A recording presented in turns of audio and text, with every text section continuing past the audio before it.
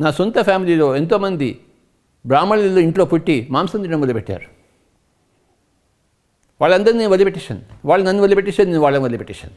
నాకు వాళ్ళతో సంబంధం లేదు. కానీ ఎంతోమంది ఇక్కడ ఉన్న మిత్రులు మాంసాహారంలో పుట్టి శాకాహారులు అయ్యారు. వాళ్ళతోనే నాకు సంబంధం.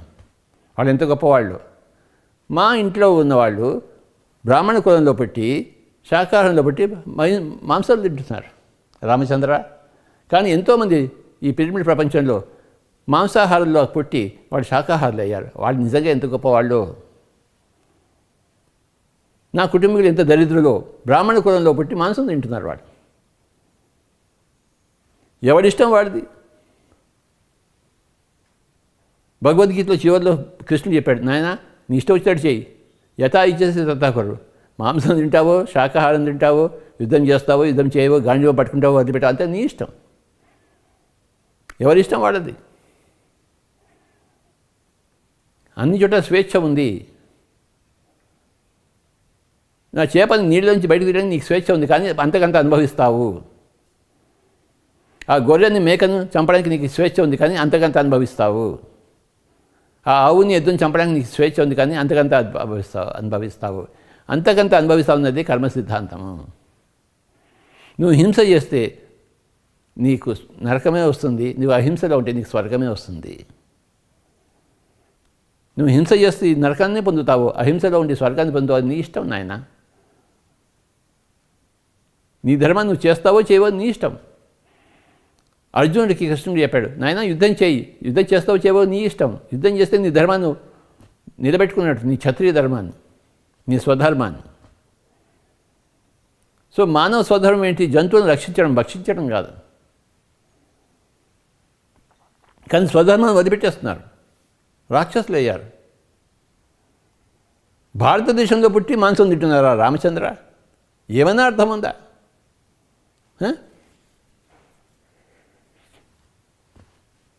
గణపతికి ఎలుక దేవుడు, పార్వతీదేవికి పులి దేవుడు, యమధర్మరాజుకి ఎద్దు దేవుడు, విష్ణుమూర్తికి పాము దేవుడు, గరుడు దేవుడు. ఇంత యానిమల్స్ అన్నీ ఉందాక వాళ్ళందరినీ మనం పెట్టుకుని మనం ఏం చేస్తున్నాం? రాక్షసత్వంలో ఉంటున్నాం.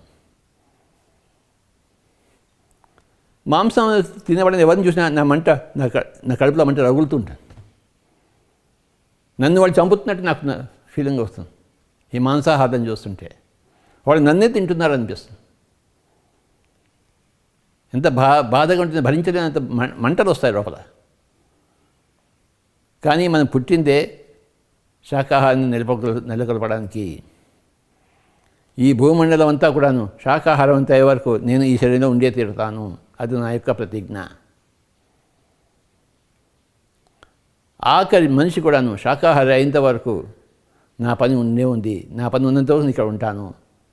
నా పని లేనప్పుడు ఇక్కడ ఎందుకు ఉంటాను నేను? కానీ నా పని ఇక్కడ ఉంది. జంతువులందరూ రాయబారిగా మానవులను శాకాహారం చేసేందుకు నేను ఇక్కడ పుట్టాను.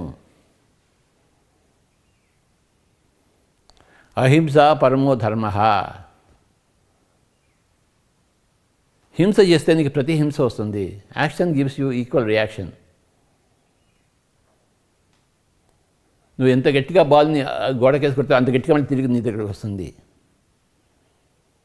Action and reaction are equal and opposite. నువ్వు ఏ ప్రాణికి ఏం చేస్తావో, నువ్వు ప్రాణికి మంచి చేసావనుకో. నేను అందరికీ ధ్యానం చెప్పాను, మంచి, నాకంతా మంచి జరిగింది. అందరూ వచ్చి నాకు ఐస్ క్రీమ్ ఇస్తారు, లడ్డూ ఇస్తారు. స్వామీజీ తిరుపతి నుంచి వచ్చాను, లడ్డు తీసుకుంది. ఎందుకంటే మీరు మాకు ధ్యానం చెప్పారు, మీరు లడ్డూ తీసుకోండి. నాకు లడ్డు వస్తుంది. నేను ధ్యానం చెప్పాను, నాకు లడ్డు వస్తుంది. నాకు ఐస్ క్రీమ్ వస్తుంది. నాకు సినిమా చూపిస్తున్నారు. నాకు ఇంత పెద్ద పిరమిడ్ ఇచ్చారు. ప్రపంచం కోసం అడిగాను, ప్రపంచం ఇచ్చింది నాకు ఈ పెద్ద పిరమిడ్. ఎందుకంటే నేను ఇచ్చాను కనుక నాకు అది ప్రతిఫలంగా వస్తుంది. అది కర్మ సిద్ధాంతం. నేను హింసలో జీవిస్తే నాకు నరకం వచ్చి తీరుతుంది, నేను అహింసలో జీవిస్తే నాకు స్వర్గం వచ్చి తీరుతుంది. అది కర్మ సిద్ధాంతం. నువ్వు హింసలో ఉంటే నీకు స్వర్గం రావడానికి స్కోపే లేదు. నువ్వు అహింసలో ఉంటే నువ్వు నరకం నీ దగ్గర రావడానికి స్కోపే లేదు. It cannot happen. కనుక నువ్వు హింసలో ఉండి ఏం సంపాదించుకుంటున్నావు అంటే నరకాన్ని సంపాదించుకుంటున్నావు. అహింసలో ఉండి ఏం సంపాదించుకున్నావంటే స్వర్గాన్ని సంపాదించుకుంటున్నావు. హింసలో ఉండడం ద్వారా నరకవాసి అవుతున్నావు, అహింసలో ఉండడం ద్వారా స్వర్గవాసి అవుతున్నావు.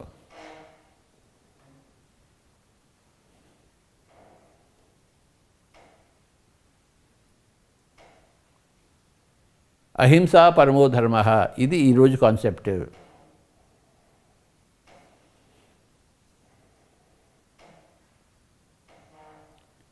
ఏ జంతువు నీకు ఆహారం కాదు,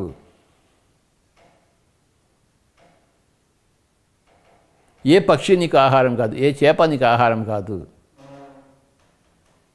పళ్ళు, కూరగాయలు,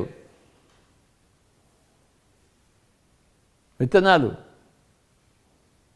దుంపలు ఎన్ని ఉన్నాయో తినడానికి కోసం. రకరకాల రుచులు, చక్కగా వండుకొని తిను.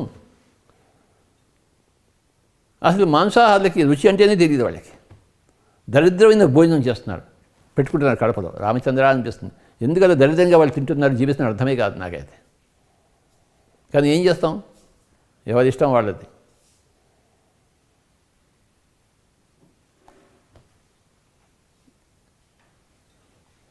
మై డియర్ ఫ్రెండ్స్, కానీ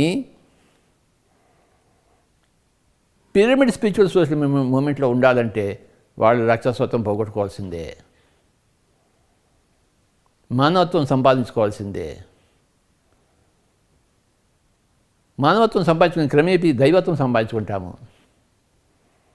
ప్రపంచం గురించి ఆలోచిస్తాము. నీ సొంత ఫ్యామిలీ గురించి ఆలోచిస్తే మానవత్వం, ప్రపంచం గురించి ఆలోచిస్తే దైవత్వం.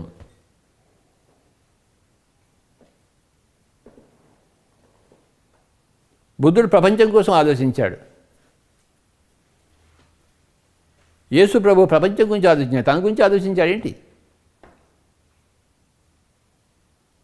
నీ మొగుడు, నీ పెళ్ళాము, నీ పిల్లలు, నీ కుటుంబం అనుకుంటే నువ్వు మానవత్వంలోనే చేస్తున్నావు. అది ఏ జంతువైనా చేస్తుంది. అది ఆ పిల్లి కూడా తన పిల్లల్ని బాగా సాకుతుంది, ఆ కుక్క కూడా కుక్క పిల్లల్ని బాగా సాకుతుంది. అంటే ఏముంది గొప్పతనం? మానవుడు కాబట్టి ఏం గొప్పతనం సాధించాడు? పిల్లల్ని పెద్దగా చేస్తుంటే. ఒక కుక్క పిల్ల డజన్త మంది పిల్లల్ని పుట్టిస్తుంది, ఒక పంది ఇంకా పిల్లల్ని పుట్టిస్తుంది. పిల్లల్ని పుట్టించడంలో ఏం గొప్పతనం ఉంది? మనిషి యొక్క గొప్పతనం ఉంది ఏమిటి? నువ్వు పిల్లల్ని పుట్టించి నేను గొప్పగా నువ్వు ఉంటున్నాను అనుకుంటే నువ్వు ఒక జంతువు మాత్రమే, నువ్వు మనిషే కాదు. నీకు మానవత్వం ఉంటేనే మనిషి. నువ్వు మానవత్వం అంటే సాటి జీవి మీద కరుణ, సాటి ప్రాణి పట్ల కరుణ. అహింసలో జీవించడమే మానవత్వము. ఇక త్రిలోక సంచారము, త్రికాల జ్ఞానం సంపాదించుకుంటే నువ్వు దైవత్వం సంపాదించుకున్నావు.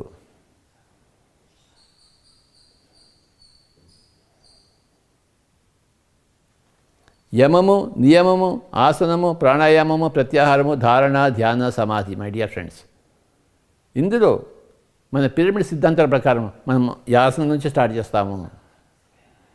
నువ్వు ఎలాంటి రాక్షసుడు, ఎంత దరిద్రుడైనా నువ్వు ధ్యానం చేయడం మొదలుపెట్టు. ఆసనంలో కూర్చో, 3 గంటలు కూర్చో, లాక్డౌన్ చేసుకో. ఈ కరోనా వచ్చి అందరికీ లాక్డౌన్ చేసింది, బయటికి వెళ్ళడానికి వీల్లేదు. కూర్చో, ఇంట్లో కూర్చో, కళ్ళు 2 మూసుకో, శ్వాస మీద ధ్యాస పెట్టు, ప్రాణాయామం చేయి, సుఖమయ ప్రాణాయామం. కాస్మిక్ ఎనర్జీని తీసుకో, నీ రోగాలన్నీ పోతాయి. నీ హింస వల్ల రోగాలను తెచ్చుకున్నావు, నీ హింస వల్ల, నీ ధ్యానం వల్ల నీ రోగాలన్నీ పోతాయి. నువ్వు నిరోగి అవుతావు. యోగి అయితే నిరోగి అవుతావు. నీ రోగాలు నీ వల్లే వచ్చాయి, నీ రోగాలు నీ వల్లేనే పోతాయి. నీ రోగాలు ఎందుకు వచ్చాయి? హింస వల్ల వచ్చాయి. మబ్బులు లేకుండా వర్షం వస్తుందేంటి? హింస లేకుండా నరకం వస్తుందేంటి? అహింస లేకుండా స్వర్గం వస్తుందేంటి? అహింస ఉండబట్టే స్వర్గం వస్తుంది, హింస ఉండబట్టే నరకం వస్తుంది. మబ్బులు ఉండబట్టే వర్షం వస్తుంది. మబ్బులు లేకుండా వర్షం రానే రాదు. మొట్టమొదటి మబ్బులు వస్తే తర్వాత వర్షం వస్తుంది. ఫస్ట్ కారణం వస్తుంది, తర్వాత కార్యం వస్తుంది.